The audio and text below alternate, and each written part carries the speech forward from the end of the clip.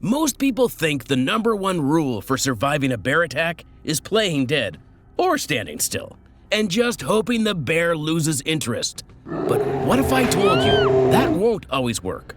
In fact, it could get you totally wrecked. And here's why.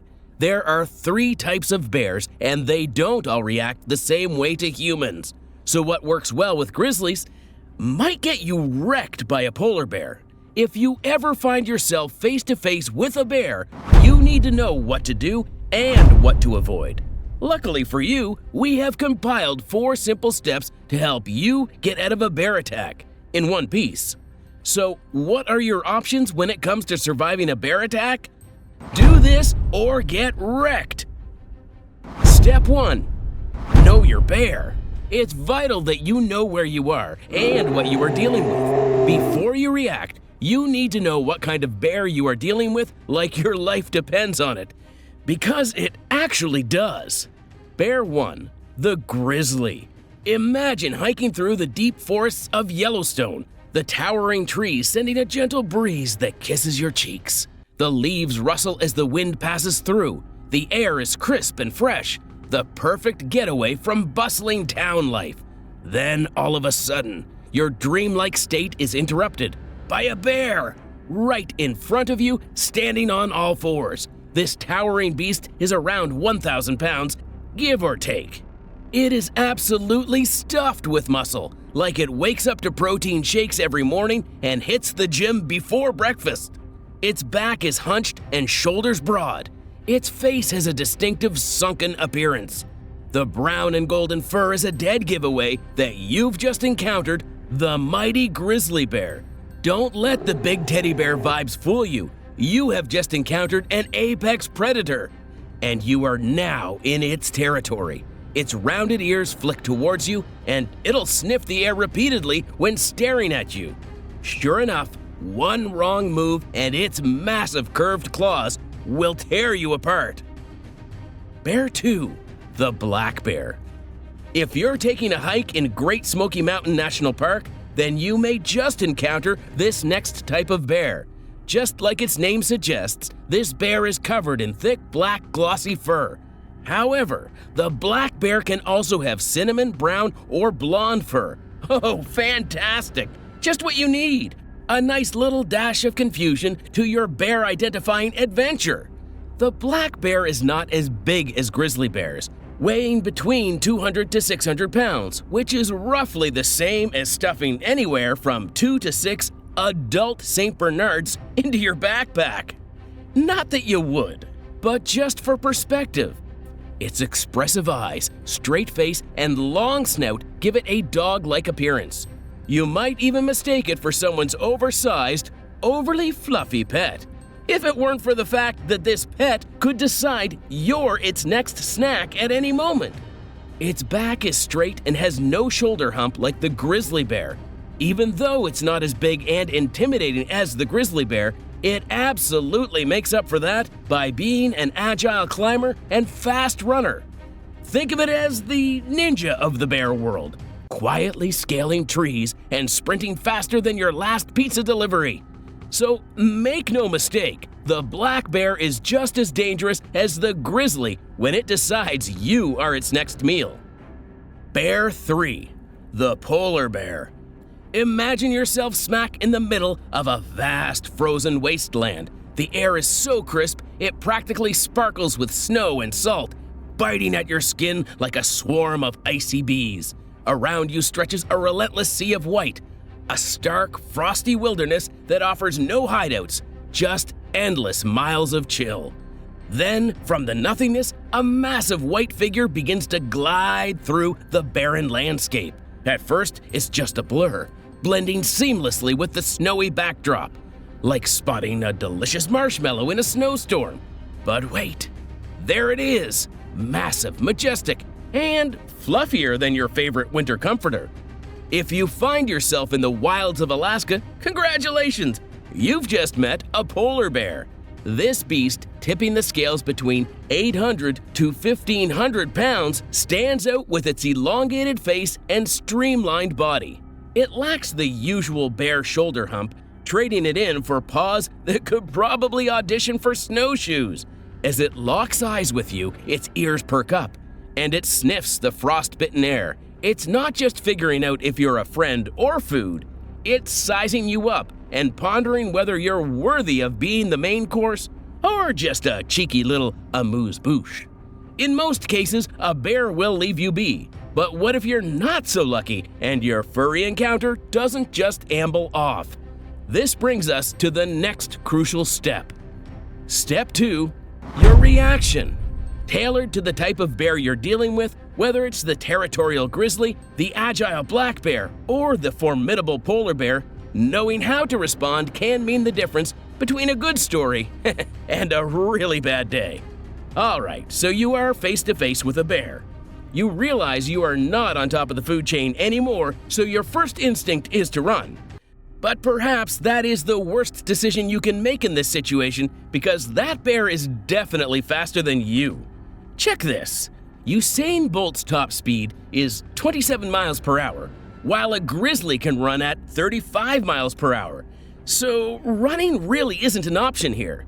So here's what you should do instead. Stay calm and assess the bear's behavior. Here's the thing, bears cannot see very well and they rely on scent and movement. So if the bear chooses to ignore you, take it as a blessing and back away as slowly as possible. But if it starts showing interest in you, you are going to want to take deep breaths, stand your ground, and keep your movements slow and controlled. Avoid direct eye contact at all costs. As we have already established, you have been demoted in the food chain. It also shows the bear that you don't intend to be a threat.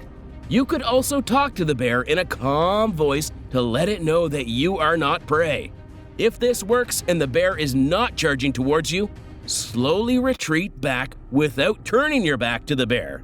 But if your best negotiation skills fail you and it decides to close the deal in its favor, what then? Let's find out in Step 3. React according to the type of bear. If it's a grizzly bear, or the if it's brown lay down type, you definitely want to play dead. These bears are very territorial, and any attempt to fight them may be perceived as a threat. In this situation, you want to lay flat on your stomach, protecting your neck. Don't attempt to make any sudden movements, even if the grizzly violently paws you.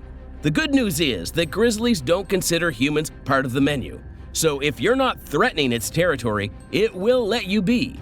But make sure you continue lying on the ground until the bear is well out of sight. Sometimes they may circle back to check if you are really dead because, well, they're smart like that. Okay, so that's great for a grizzly. But what if you encounter a black bear? You know the if it's black, fight back type. Turns out a black bear is easily intimidated and timid. So what you need to do in this situation is assert your dominance. This can be anything from shouting at the bear, spreading your body out, or shooing the bear away. Definitely use bear spray if you have it. But what you never want to do is to run or climb a tree. Here's the thing, black bears are likely to consider you prey, so avoid prey behavior. If you choose to run, the black bear is much faster than you, and you are not safe in the trees either, as these bears are expert climbers. So just fight it off with all you got. So it's clear that encountering either a grizzly or a black bear is perilous, and their behaviors are unpredictable. However, these situations can certainly be managed effectively with the right knowledge and approach. So what about the cute, fluffy white bears? Oh, wait. These are the, if it's white, well, yeah, you know, good night ones. One word, terrifying. Polar bears are apex predators and they see you as their next meal. You see, grizzlies and black bears have other food options, but polar bears strictly rely on hunting. This is a life or death situation. There are only two options, escape or fight for your life. But before you decide to run, here's the thing about trying to outrun a polar bear in the snow. You can't. What you want to do is back away slowly while maintaining eye contact with the bear. Look for a place where you can hide, a shelter, vehicle, or even a cave. If escape is not an option, you should make yourself as intimidating as possible. If you have anything that makes a lot of noise like air horns, bear bangers, or flares, this is the time to get them out and make use of them. All this time, we have been assuming that the bear hasn't attacked you yet. And it's a thin line between coming out of a bear attack alive and becoming a statistic. So what happens if the bear actually attacks you? Step 4. Fight for your life! This step is crucial if a bear actually attacks you. Lucky for you, fighting back a grizzly or a black bear should be your last resort. If a grizzly attacks defensively and you've played dead without success, then fight back, targeting sensitive areas like the face and eyes. For black bears, if they see you as prey and attack, immediately fight back. Use that bear spray if you have it, or use any available objects to hit sensitive areas.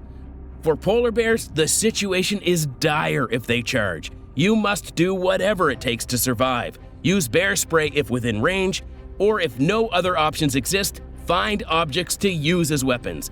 Aim for the face and eyes to disorient the bear, and hopefully that will cause it to retreat. In extreme cases, use your forearms to protect yourself and just keep fighting. Now that you know how to get out of a bear attack, we want to leave you with some quick pointers.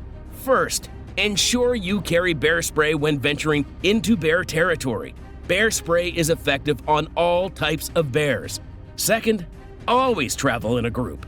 It is easier to intimidate a black bear when you are in a group than when you are alone.